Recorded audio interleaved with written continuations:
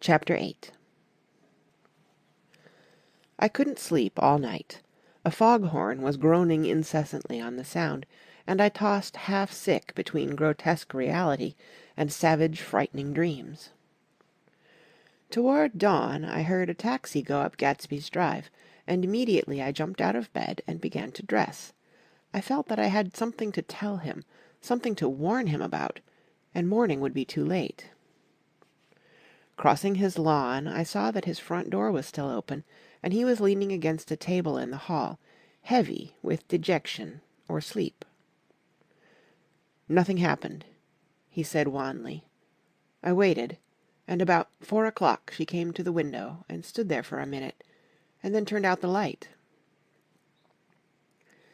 His house had never seemed so enormous to me as it did that night when we hunted through the great rooms for cigarettes. We pushed aside curtains that were like pavilions, and felt over innumerable feet of dark wall for electric light switches. Once I tumbled with a sort of splash upon the keys of a ghostly piano. There was an inexplicable amount of dust everywhere, and the rooms were musty, as though they hadn't been aired for many days. I found the humidor on an unfamiliar table, with 2 stale, dry cigarettes inside. Throwing open the French windows of the drawing-room, we sat smoking out into the darkness. "You ought to go away," I said. "It's pretty certain they'll trace your car." "Go away now, old sport?" "Go to Atlantic City for a week, or up to Montreal." He wouldn't consider it. He couldn't possibly leave Daisy until he knew what she was going to do. He was clutching at some last hope, and I couldn't bear to shake him free. It was this night that he told me the strange story of his youth with Dan Cody. Told it to me because Jay Gatsby had broken up like glass against Tom's hard malice, and the long secret extravaganza was played out. I think that he would have acknowledged anything now, without reserve, but he wanted to talk about Daisy. She was the first nice girl he had ever known. In various unrevealed capacities he had come in contact with such people, but always with indiscernible barbed wire between. He found her excitingly desirable. He went to her house, at first with other officers from Camp Taylor, then alone. It amazed him. He had never been in such a beautiful house before, but what gave it an air of breathless intensity was that Daisy lived there. It was as casual a thing to her as his tent out at camp was to him. There was a ripe mystery about it, a hint of bedrooms upstairs, more beautiful and cool than other bedrooms, of gay and radiant activities taking place through its corridors, and of romances that were not musty and laid away, already in lavender, but fresh and breathing and redolent of this year's shining motor-cars, and of dances whose flowers were scarcely withered. It excited him, too, that many men had already loved Daisy. It increased her value in his eyes. He felt their presence all about the house, pervading the air with the shades and echoes of still vibrant emotions. But he knew that he was in Daisy's house by a colossal accident. However glorious might be his future as Jay Gatsby, he was at present a penniless young man without a past, and at any moment the invisible cloak of his uniform might slip from his shoulders. So he made the most of his time. He took what he could get, ravenously and unscrupulously. Eventually he took Daisy one still October night, took her because he had no real right to touch her hand. He might have despised himself, for he had certainly taken her under false pretenses. I don't mean that he had traded on his phantom millions, but he had deliberately given Daisy a sense of security. He had let her believe that he was a person from much the same stratum as herself, that he was fully able to take care of her. As a matter of fact, he had no such facilities. He had no comfortable family standing behind him, and he was liable at the whim of an impersonal government to be blown anywhere about the world. But he didn't despise himself, and it didn't turn out as he had imagined. He had intended, probably, to take what he could and go, but now he found that he had committed himself to the following of a Grail. He knew that Daisy was extraordinary, but he didn't realize just how extraordinary a nice girl could be. She vanished into her rich house, into her rich, full life, leaving Gatsby nothing. He felt married to her, that was all. When they met again, 2 days later, it was Gatsby who was breathless, who was, somehow, betrayed. Her porch was bright with the bought luxury of starshine. The wicker of the settee squeaked fashionably as she turned toward him, and he kissed her curious and lovely mouth.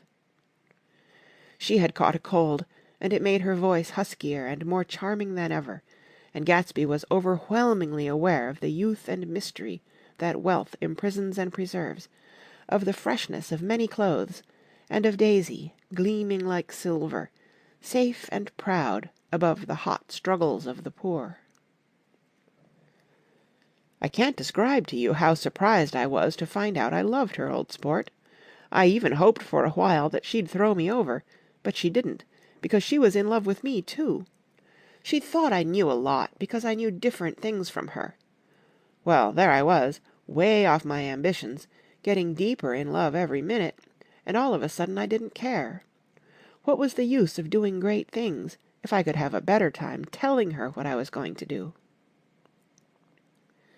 On the last afternoon before he went abroad, he sat with Daisy in his arms for a long, silent time. It was a cold fall day, with fire in the room, and her cheeks flushed. Now and then she moved, and he changed his arm a little, and once he kissed her dark, shining hair. The afternoon had made them tranquil for a while, as if to give them a deep memory for the long parting the next day promised.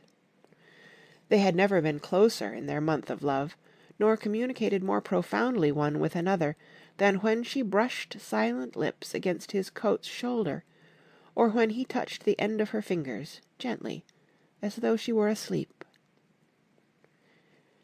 He did extraordinarily well in the war. He was a captain before he went to the front, and following the Argonne battles he got his majority and the command of the divisional machine guns. After the armistice he tried frantically to get home, but some complication or misunderstanding sent him to Oxford instead. He was worried now. There was a quality of nervous despair in Daisy's letters. She didn't see why he couldn't come. She was feeling the pressure of the world outside, and she wanted to see him and feel his presence beside her, and be reassured that she was doing the right thing after all. For Daisy was young, and her artificial world was redolent of orchids and pleasant, cheerful snobbery, and orchestras which set the rhythm of the year, summing up the sadness and suggestiveness of life in new tunes. All night the saxophones wailed the hopeless comment of the Beale Street blues, while 100 pairs of golden and silver slippers shuffled the shining dust. At the grey tea hour there were always rooms that throbbed incessantly with this low, sweet fever, while fresh faces drifted here and there like rose petals blown by the sad horns around the floor. Through this twilight universe Daisy began to move again with the season. Suddenly she was again keeping 6 dates a day with 6 men, and drowsing asleep at dawn with the beads and chiffon of an evening dress tangled among dying orchids on the floor beside her bed. And all the time something within her was crying for a decision. She wanted her life shaped now, immediately, and the decision must be made by some force, of love, of money, of unquestionable practicality, that was close at hand. That force took shape in the middle of spring with the arrival of Tom Buchanan. There was a wholesome bulkiness about his person and his position, and Daisy was flattered. Doubtless there was a certain struggle and a certain relief. The letter reached Gatsby while he was still at Oxford. It was dawn now on Long Island, and we went about opening the rest of the windows downstairs, filling the house with grey-turning, gold-turning light. The shadow of a tree fell abruptly across the dew, and ghostly birds began to sing among the blue leaves. There was a slow, pleasant movement in the air, scarcely a wind, promising a cool, lovely day. "I don't think she ever loved him." Gatsby turned around from a window and looked at me challengingly. "You must remember, old sport, she was very excited this afternoon. He told her those things in a way that frightened her, that made it look as if I was some kind of cheap sharper. And the result was she hardly knew what she was saying." He sat down gloomily. "Of course, she might have loved him just for a minute, when they were first married, and loved me more even then, do you see?" Suddenly he came out with a curious remark. "In any case," he said, "it was just personal." What could you make of that, except to suspect some intensity in his conception of the affair that couldn't be measured? He came back from France when Tom and Daisy were still on their wedding trip, and made a miserable but irresistible journey to Louisville on the last of his army pay. He stayed there a week, walking the streets where their footsteps had clicked together through the November night, and revisiting the out-of-the-way places to which they had driven in her white car.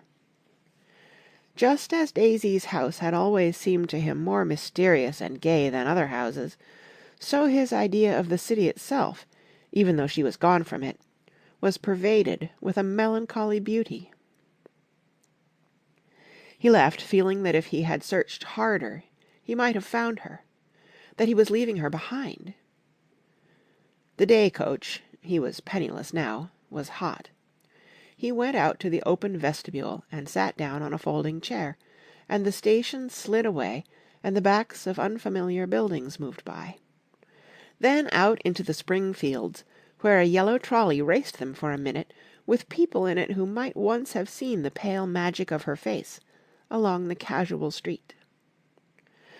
The track curved, and now it was going away from the sun, which, as it sank lower, seemed to spread itself in benediction over the vanishing city where she had drawn her breath. He stretched out his hand desperately, as if to snatch only a wisp of air, to save a fragment of the spot that she had made lovely for him. But it was all going by too fast now for his blurred eyes, and he knew that he had lost that part of it, the freshest and the best, forever. It was 9 o'clock when we finished breakfast and went out on the porch. The night had made a sharp difference in the weather, and there was an autumn flavour in the air. The gardener, the last one of Gatsby's former servants, came to the foot of the steps. "I'm going to drain the pool today, Mr. Gatsby. Leaves'll start falling pretty soon, and then there's always trouble with the pipes." "Don't do it today," Gatsby answered. He turned to me apologetically. "You know, old sport, I've never used that pool all summer." I looked at my watch and stood up. 12 minutes to my train." I didn't want to go to the city. I wasn't worth a decent stroke of work, but it was more than that. I didn't want to leave Gatsby. I missed that train, and then another, before I could get myself away. "I'll call you up," I said finally. "Do, old sport." "I'll call you about noon." We walked slowly down the steps. "I suppose Daisy'll call too." He looked at me anxiously, as if he hoped I'd corroborate this. "I suppose so." "Well, good-bye." We shook hands, and I started away. Just before I reached the hedge, I remembered something and turned around. "They're a rotten crowd," I shouted across the lawn. "You're worth the whole damn bunch put together." I've always been glad I said that. It was the only compliment I ever gave him, because I disapproved of him from beginning to end.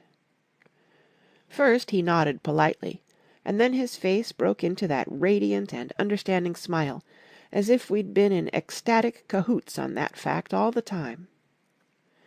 His gorgeous pink rag of a suit made a bright spot of colour against the white steps, and I thought of the night when I first came to his ancestral home 3 months before. The lawn and drive had been crowded with the faces of those who guessed at his corruption, and he had stood on those steps, concealing his incorruptible dream, as he waved them good-bye. I thanked him for his hospitality.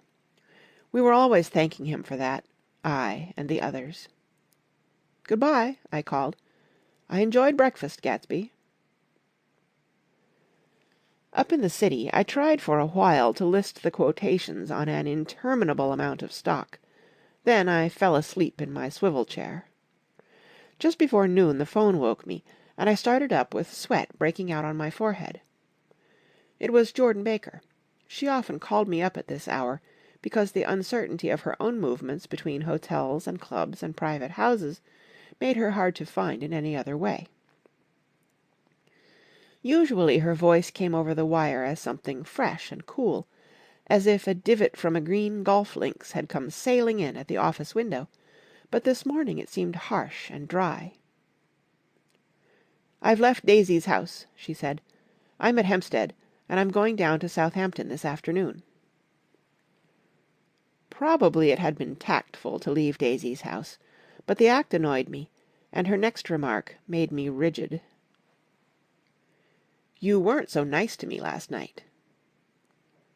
How could it have mattered then? Silence for a moment.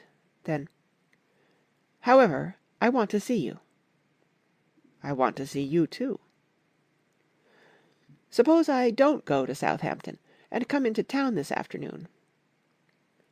"No, I don't think this afternoon."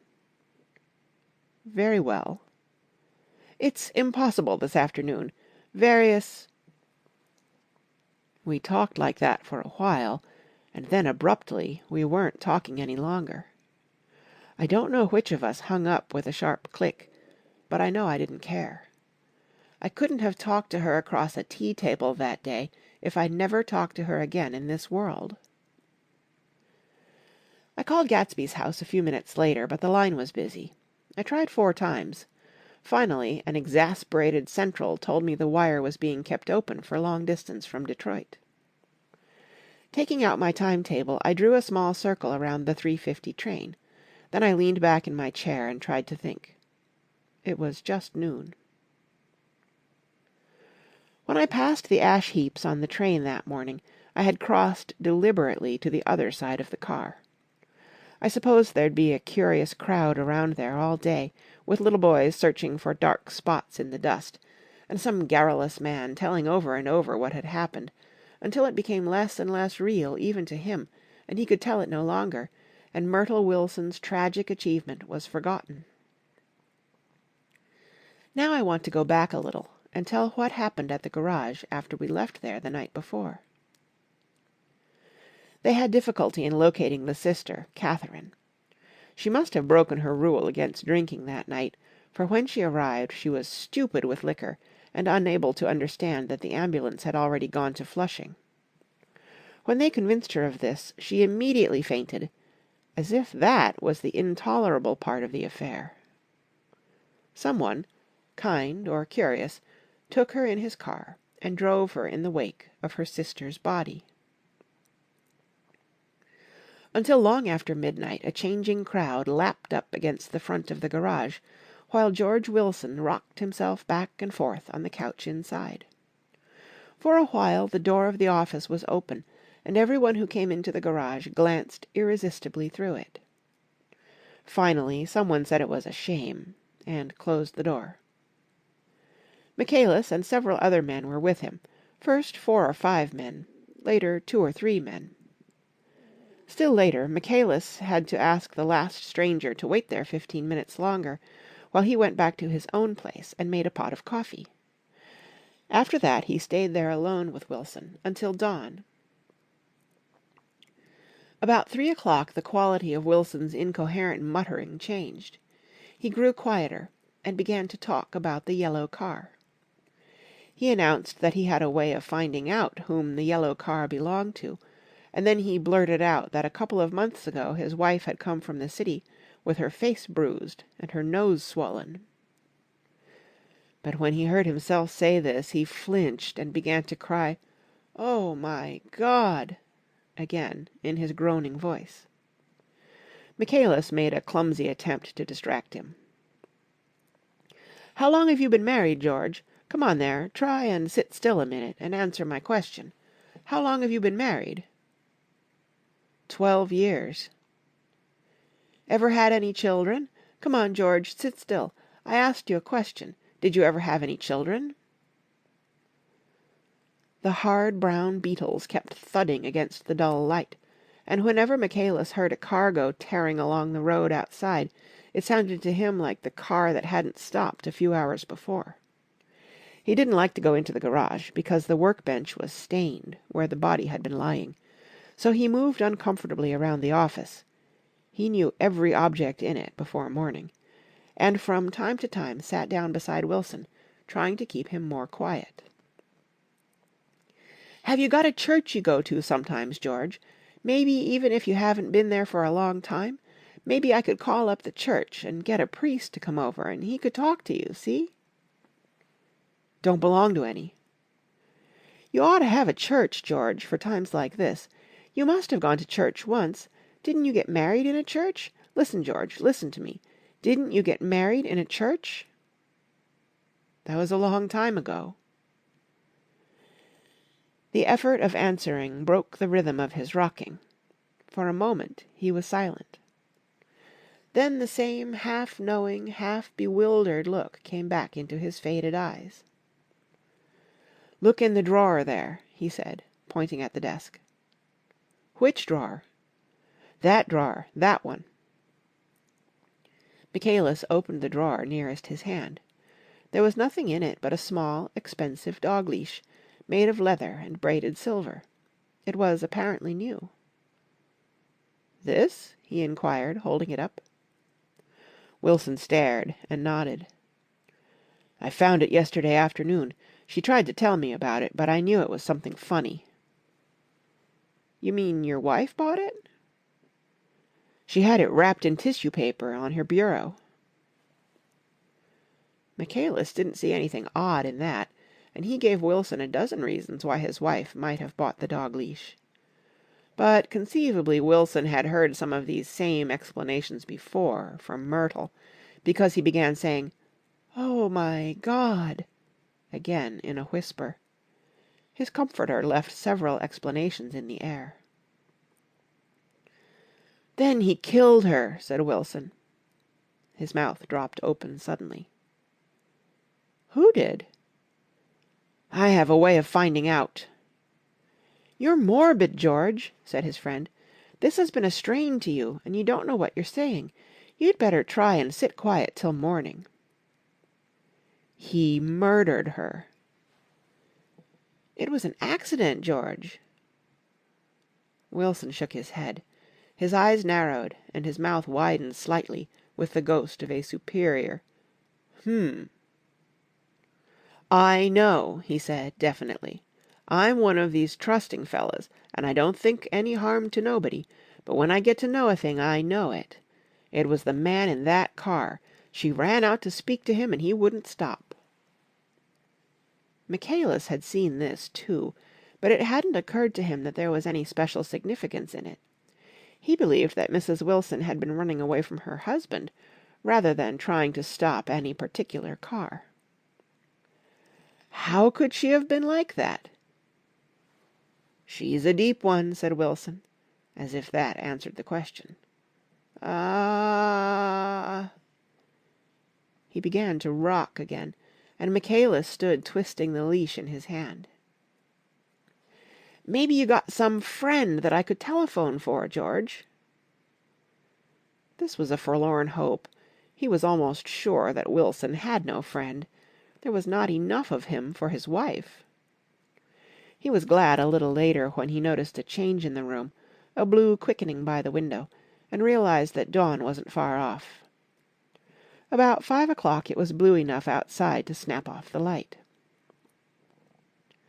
Wilson's glazed eyes turned out to the ash heaps, where small grey clouds took on fantastic shape and scurried here and there in the faint dawn wind. "I spoke to her," he muttered, after a long silence. I told her she might fool me, but she couldn't fool God. I took her to the window." With an effort he got up and walked to the rear window and leaned with his face pressed against it. "And I said, 'God knows what you've been doing, everything you've been doing. You may fool me, but you can't fool God.'" Standing behind him, Michaelis saw with a shock that he was looking at the eyes of Dr. T.J. Eckelberg, which had just emerged, pale and enormous, from the dissolving night. "God sees everything," repeated Wilson. "That's an advertisement," Michaelis assured him. Something made him turn away from the window and look back into the room, but Wilson stood there a long time, his face close to the window pane, nodding into the twilight. By 6 o'clock Michaelis was worn out and grateful for the sound of a car stopping outside. It was one of the watchers of the night before who had promised to come back, so he cooked breakfast for 3, which he and the other man ate together. Wilson was quieter now, and Michaelis went home to sleep. When he awoke 4 hours later and hurried back to the garage, Wilson was gone.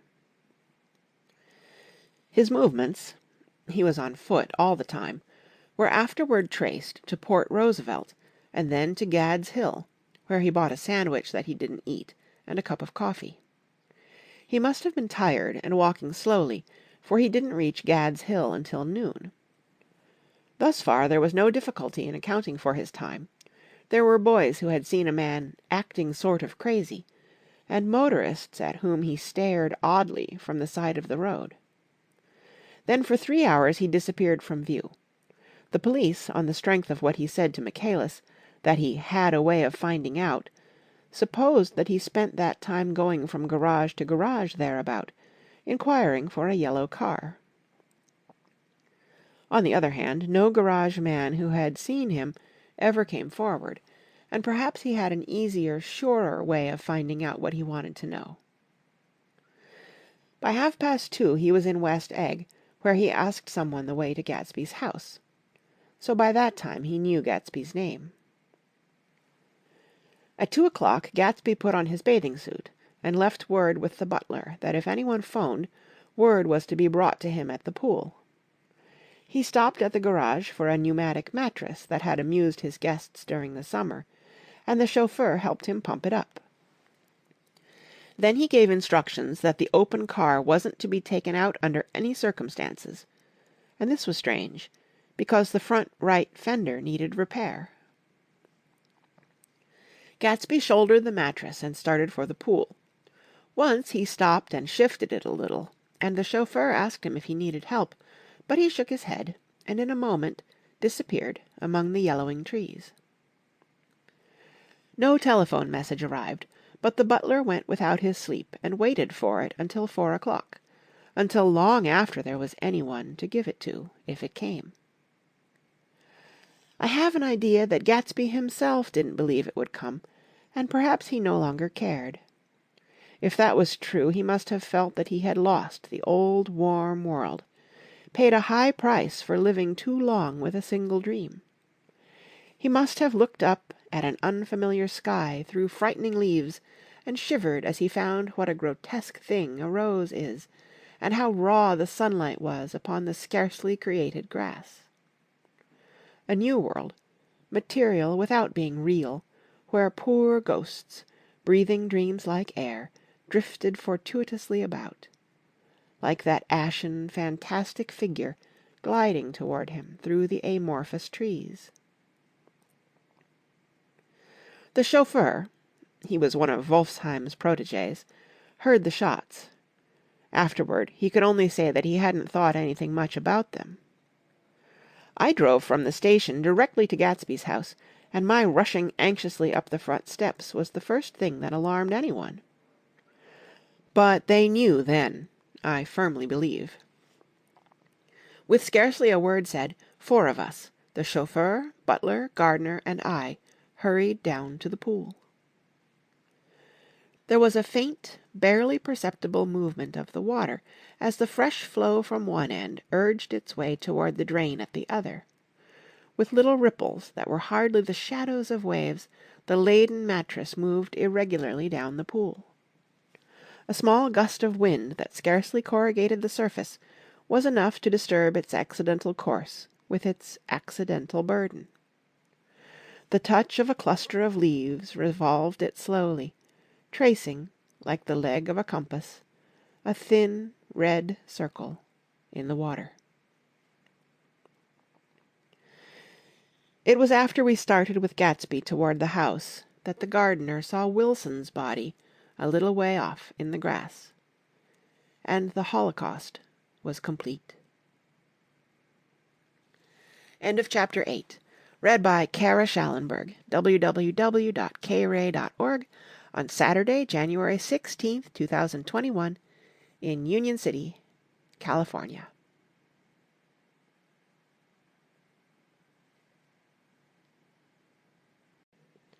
Chapter 9. After 2 years, I remember the rest of that day, and that night, and the next day, only as an endless drill of police and photographers and newspaper men in and out of Gatsby's front door. A rope stretched across the main gate, and a policeman by it kept out the curious, but little boys soon discovered that they could enter through my yard, and there were always a few of them clustered open-mouthed about the pool.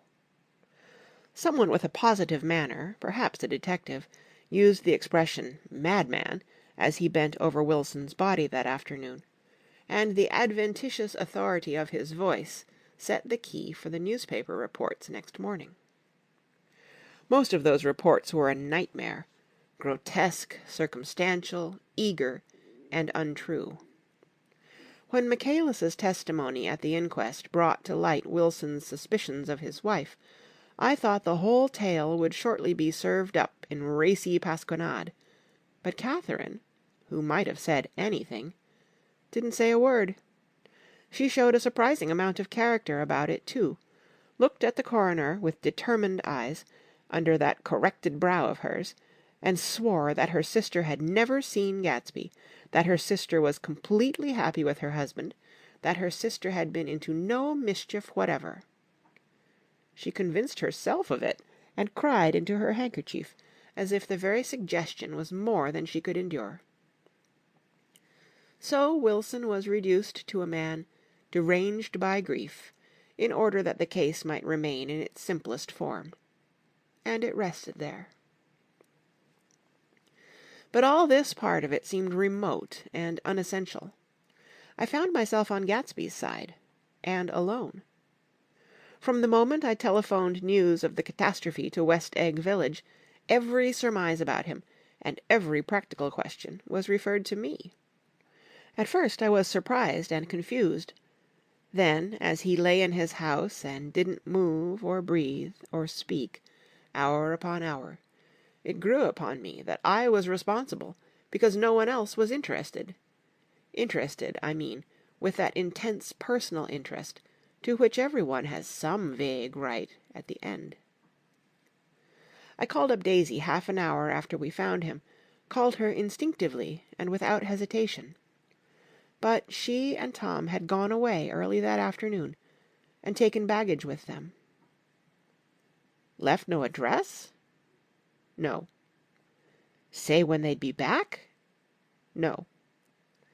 Any idea where they are? How I could reach them? I don't know. Can't say. I wanted to get somebody for him. I wanted to go into the room where he lay and reassure him. I'll get somebody for you, Gatsby. Don't worry. Just trust me. And I'll get somebody for you. Meyer Wolfsheim's name wasn't in the phone book. The butler gave me his office address on Broadway, and I called information. But by the time I had the number, it was long after 5, and no one answered the phone. Will you ring it again? I've rung them 3 times. It's very important. Sorry, I'm afraid no one's there. I went back to the drawing-room and thought for an instant that they were chance visitors, all these official people who suddenly filled it. But as they drew back the sheet and looked at Gatsby with unmoved eyes, his protest continued in my brain. Look here, old sport, you've got to get somebody for me. You've got to try hard. I can't go through this alone." Someone started to ask me questions, but I broke away, and going upstairs looked hastily through the unlocked parts of his desk. He'd never told me definitely that his parents were dead. But there was nothing, only the picture of Dan Cody, a token of forgotten violence, staring down from the wall. Next morning I sent the butler to New York with a letter to Wolfsheim, which asked for information and urged him to come out on the next train. That request seemed superfluous when I wrote it. I was sure he'd start when he saw the newspapers, just as I was sure there'd be a wire from Daisy before noon. But neither a wire nor Mr. Wolfsheim arrived. No one arrived except more police and photographers and newspaper men. When the butler brought back Wolfsheim's answer, I began to have a feeling of defiance, of scornful solidarity between Gatsby and me, against them all. "Dear Mr. Carraway, this has been one of the most terrible shocks of my life to me. I hardly can believe it that it is true at all. Such a mad act as that man did should make us all think.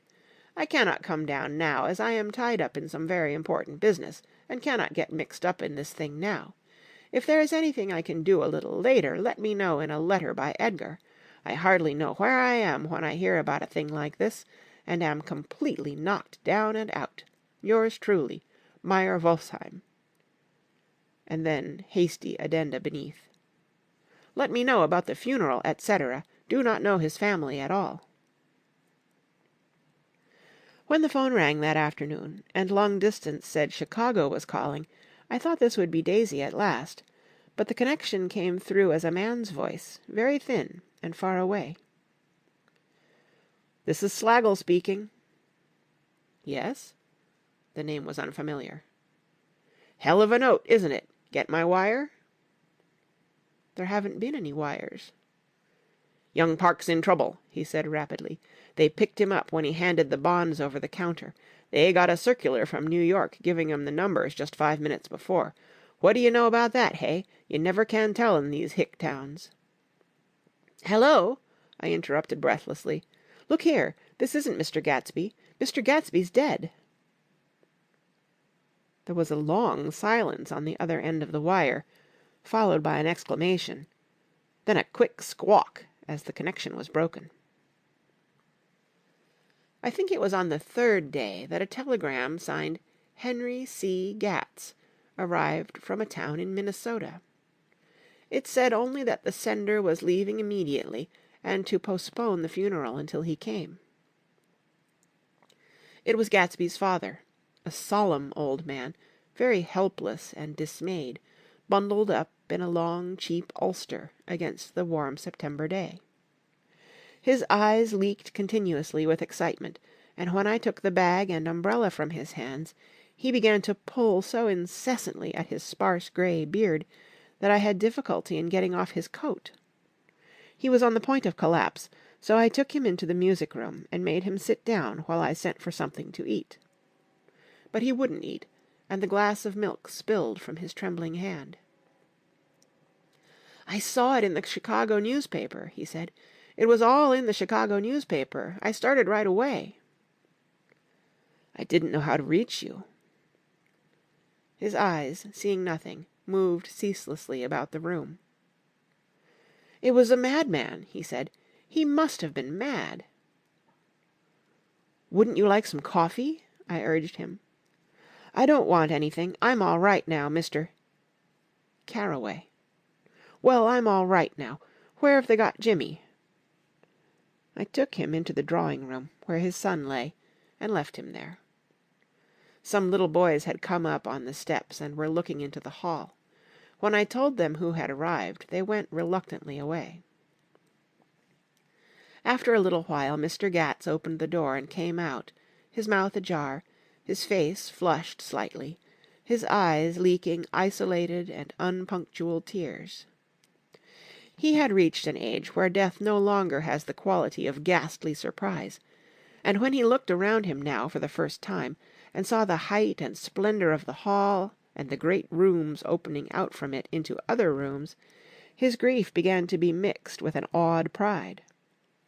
I helped him to a bedroom upstairs. While he took off his coat and vest, I told him that all arrangements had been deferred until he came. "I didn't know what you'd want, Mr. Gatsby." "Gats is my name." "Mr. Gats, I thought you might want to take the body west." He shook his head. "Jimmy always liked it better down east. He rose up to his position in the East. Were you a friend of my boy's, Mr.?" "We were close friends." "He had a big future before him, you know. He was only a young man, but he had a lot of brain power here." He touched his head impressively, and I nodded. "If he'd have lived, he'd have been a great man. A man like James J. Hill. He'd have helped build up the country." "That's true," I said, uncomfortably. He fumbled at the embroidered coverlet, trying to take it from the bed, and lay down stiffly, and was instantly asleep. That night an obviously frightened person called up, and demanded to know who I was before he would give his name. "This is Mr. Carraway," I said. "Oh!" He sounded relieved. "This is Klipspringer." I was relieved, too, for that seemed to promise another friend at Gatsby's grave. I didn't want it to be in the papers and draw a sightseeing crowd, so I'd been calling up a few people myself. They were hard to find. "The funeral's tomorrow," I said. 3:00 here at the house. I wish you'd tell anybody who'd be interested." "Oh, I will," he broke out hastily. "Of course, I'm not likely to see anybody, but if I do—" His tone made me suspicious. "Of course, you'll be there yourself." "Well, I'll certainly try. What I called up about is—" "Wait a minute," I interrupted. "How about saying you'll come?" "Well, the fact is, the truth of the matter is that I'm staying with some people up here in Greenwich, and they rather expect me to be with them tomorrow. In fact, there's a sort of picnic or something. Of course, I'll do my very best to get away." I ejaculated an unrestrained "Huh!" and he must have heard me, for he went on nervously. "What I called up about was a pair of shoes I left there. I wonder if it'd be too much trouble to have the butler send them on. You see, they're tennis shoes, and I'm sort of helpless without them. My address is care of B.F." I didn't hear the rest of the name, because I hung up the receiver. After that I felt a certain shame for Gatsby. One gentleman to whom I telephoned implied that he had got what he deserved. However, that was my fault, for he was one of those who used to sneer most bitterly at Gatsby, on the courage of Gatsby's liquor, and I should have known better than to call him. The morning of the funeral I went up to New York to see Meyer Wolfsheim. I couldn't seem to reach him any other way. The door that I pushed open, on the advice of an elevator boy, was marked "The Swastika Holding Company," and at first there didn't seem to be anyone inside. But when I had shouted "Hello!" several times in vain, an argument broke out behind a partition, and presently a lovely Jewess appeared at an interior door and scrutinized me with black, hostile eyes. "Nobody's in," she said. "Mr. Wolfsheim's gone to Chicago." The first part of this was obviously untrue, for someone had begun to whistle "The Rosary" tunelessly inside. "Please say that Mr. Carraway wants to see him." "I can't get him back from Chicago, can I?" At this moment a voice, unmistakably Wolfsheim's, called "Stella!" from the other side of the door. "Leave your name on the desk," she said quickly. "I'll give it to him when he gets back." "But I know he's there." She took a step toward me, and began to slide her hands indignantly up and down her hips. "You young men think you can force your way in here any time," she scolded. "We're getting sick and tired of it. When I say he's in Chicago, he's in Chicago." I mentioned Gatsby.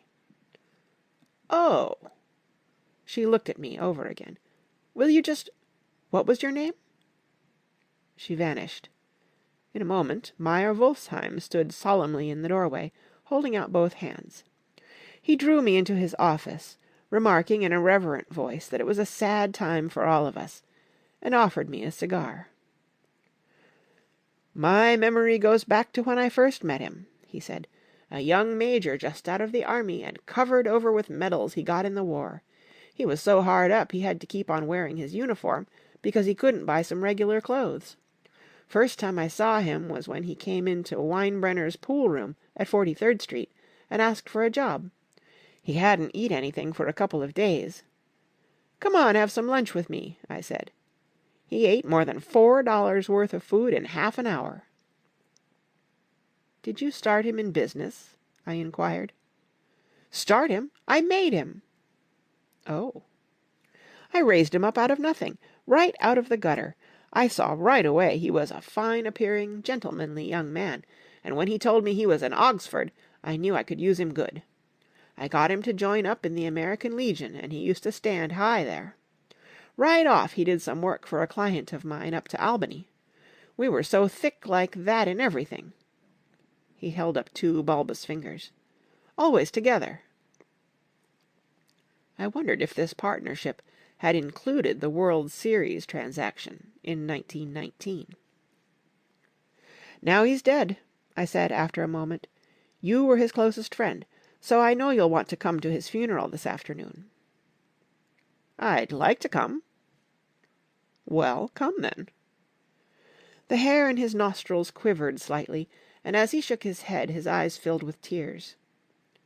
"I can't do it. I can't get mixed up in it," he said. "There's nothing to get mixed up in. It's all over now." "When a man gets killed, I never like to get mixed up in it in any way. I keep out.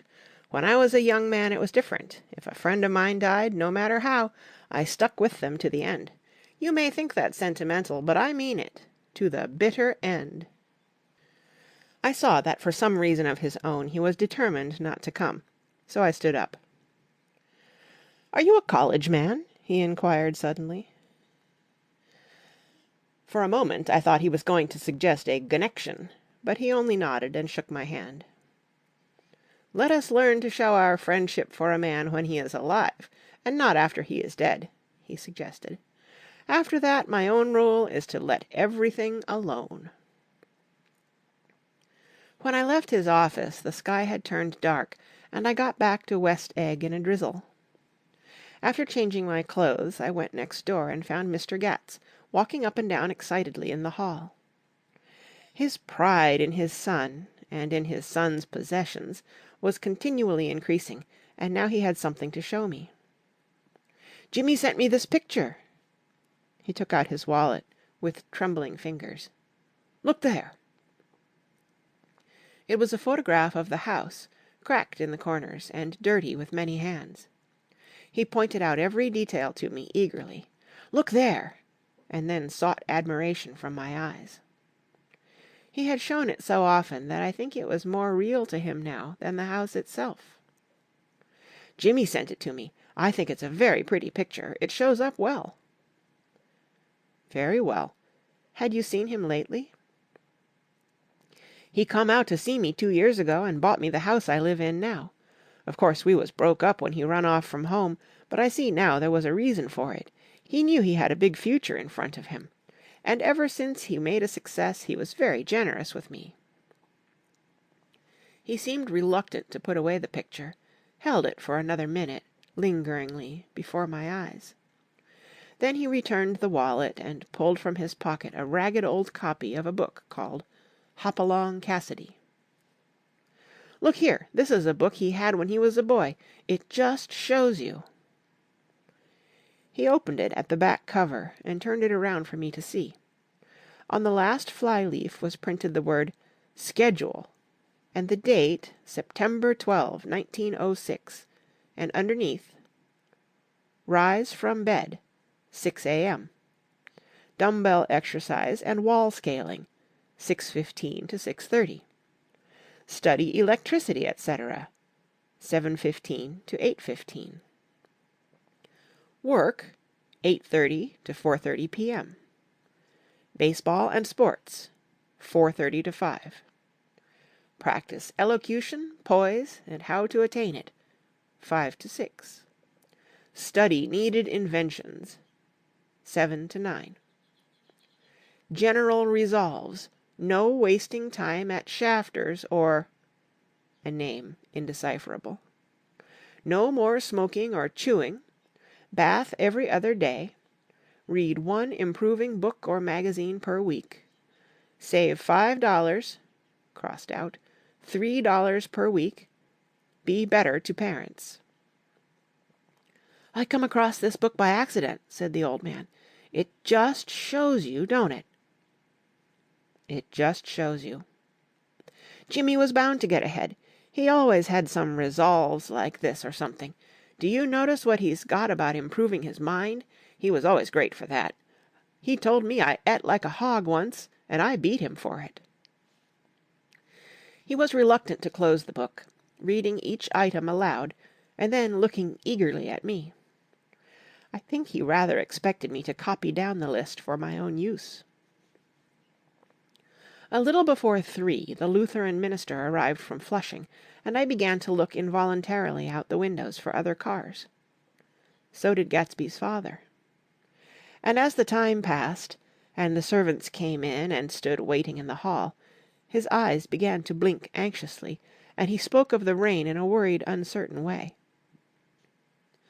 The minister glanced several times at his watch, so I took him aside and asked him to wait for half an hour. But it wasn't any use. Nobody came. About 5 o'clock, our procession of 3 cars reached the cemetery and stopped in a thick drizzle beside the gate. First a motor hearse, horribly black and wet. Then Mr. Gats and the minister and I in the limousine, and a little later 4 or 5 servants and the postman from West Egg in Gatsby's station wagon, all wet to the skin. As we started through the gate into the cemetery, I heard a car stop, and then the sound of someone splashing after us over the soggy ground. I looked around. It was the man with owl-eyed glasses, whom I had found marvelling over Gatsby's books in the library one night, 3 months before. I'd never seen him since then. I don't know how he knew about the funeral, or even his name. The rain poured down his thick glasses, and he took them off and wiped them to see the protecting canvas unrolled from Gatsby's grave.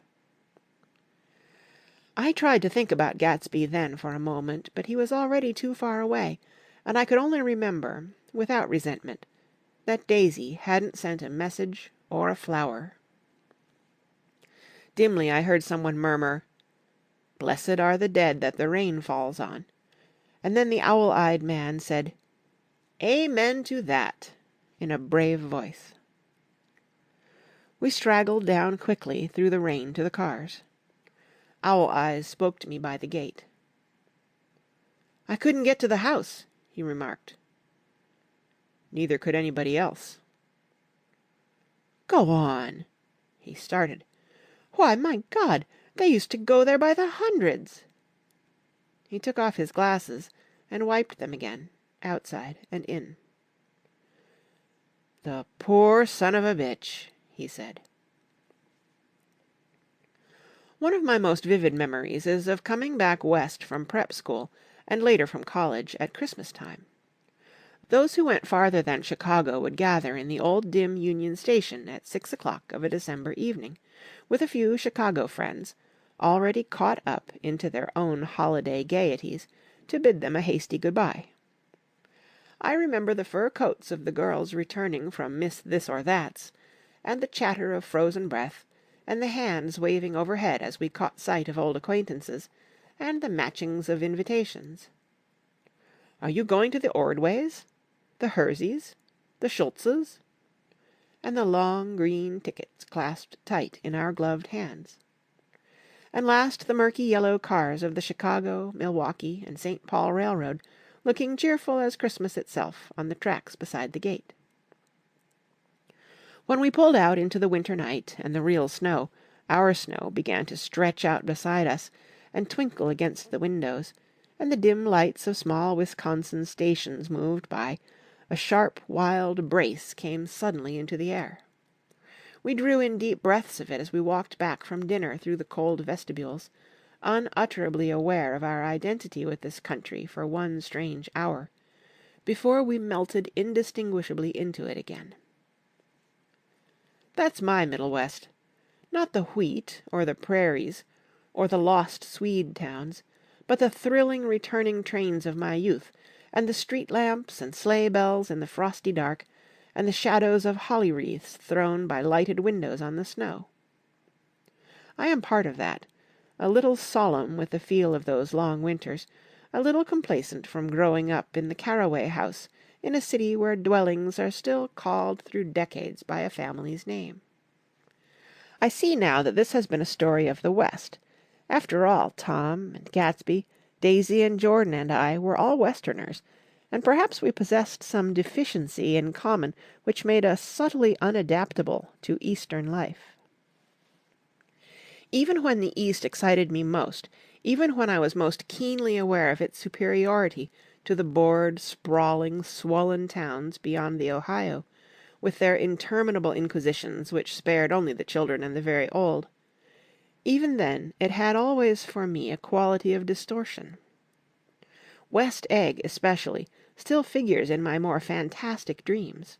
I see it as a night scene by El Greco, 100 houses, at once conventional and grotesque, crouching under a sullen, overhanging sky and a lustreless moon. In the foreground 4 solemn men in dress suits are walking along the sidewalk, with a stretcher on which lies a drunken woman in a white evening dress. Her hand, which dangles over the side, sparkles cold with jewels. Gravely the men turn in at a house. The wrong house. But no one knows the woman's name, and no one cares. After Gatsby's death, the East was haunted for me like that, distorted beyond my eyes' power of correction. So when the blue smoke of brittle leaves was in the air, and the wind blew the wet laundry stiff on the line, I decided to come back home. There was one thing to be done before I left, an awkward, unpleasant thing that perhaps had better have been let alone. But I wanted to leave things in order, and not just trust that obliging and indifferent sea to sweep my refuse away. I saw Jordan Baker, and talked over and around what had happened to us together, and what had happened afterward to me, and she lay perfectly still, listening, in a big chair. She was dressed to play golf, and I remember thinking she looked like a good illustration, her chin raised a little jauntily, her hair the color of an autumn leaf, her face the same brown tint as the fingerless glove on her knee. When I had finished, she told me without comment that she was engaged to another man. I doubted that, though there were several she could have married at a nod of her head, but I pretended to be surprised. For just a minute I wondered if I wasn't making a mistake. Then I thought it all over again quickly, and got up to say good-bye. "Nevertheless, you did throw me over," said Jordan suddenly. "You threw me over on the telephone. I don't give a damn about you now, but it was a new experience for me, and I felt a little dizzy for a while." We shook hands. "Oh, and do you remember," she added, "a conversation we once had about driving a car?" "Why, not exactly." "You said a bad driver was only safe until she met another bad driver. Well, I met another bad driver, didn't I? I mean, it was careless of me to make such a wrong guess. I thought you were rather an honest, straightforward person. I thought it was your secret pride." "I'm 30, I said. "I'm 5 years too old to lie to myself and call it honor." She didn't answer. Angry and half in love with her, and tremendously sorry, I turned away. One afternoon late in October I saw Tom Buchanan. He was walking ahead of me along Fifth Avenue, in his alert, aggressive way, his hands out a little from his body as if to fight off interference, his head moving sharply here and there, adapting itself to his restless eyes. Just as I slowed up to avoid overtaking him, he stopped and began frowning into the windows of a jewelry store. Suddenly he saw me and walked back, holding out his hand. "What's the matter, Nick? Do you object to shaking hands with me?" "Yes. You know what I think of you." "You're crazy, Nick," he said quickly. "Crazy as hell. I don't know what's the matter with you." "Tom," I inquired, "what did you say to Wilson that afternoon?" He stared at me without a word, and I knew I had guessed right about those missing hours. I started to turn away, but he took a step after me and grabbed my arm. "I told him the truth," he said. "He came to the door while we were getting ready to leave, and when I sent down word that we weren't in, he tried to force his way upstairs. He was crazy enough to kill me if I hadn't told him who owned the car. His hand was on a revolver in his pocket every minute he was in the house." He broke off defiantly. "What if I did tell him? That fellow had it coming to him. He threw dust into your eyes just like he did in Daisy's, but he was a tough one. He ran over Myrtle like you'd run over a dog, and never even stopped his car." There was nothing I could say, except the one unutterable fact that it wasn't true. "And if you think I didn't have my share of suffering, look here, when I went to give up that flat and saw that damn box of dog biscuits sitting there on the sideboard, I sat down and cried like a baby. By God, it was awful." I couldn't forgive him or like him, but I saw that what he had done was, to him, entirely justified. It was all very careless and confused. They were careless people, Tom and Daisy.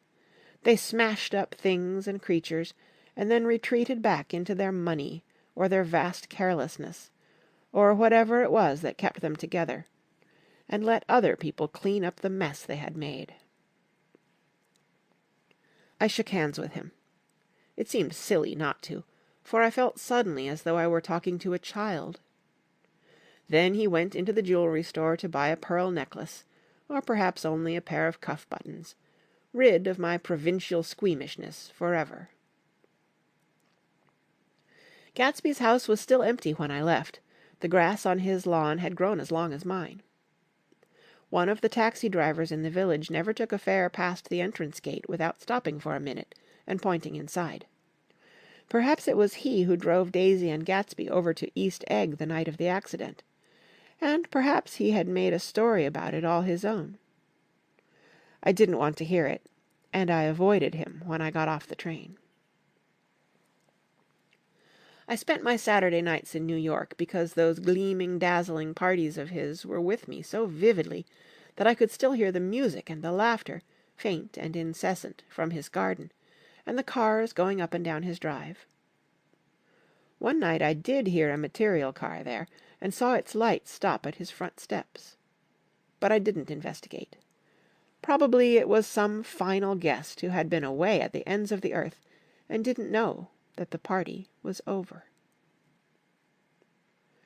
On the last night, with my trunk packed and my car sold to the grocer, I went over and looked at that huge, incoherent failure of a house once more.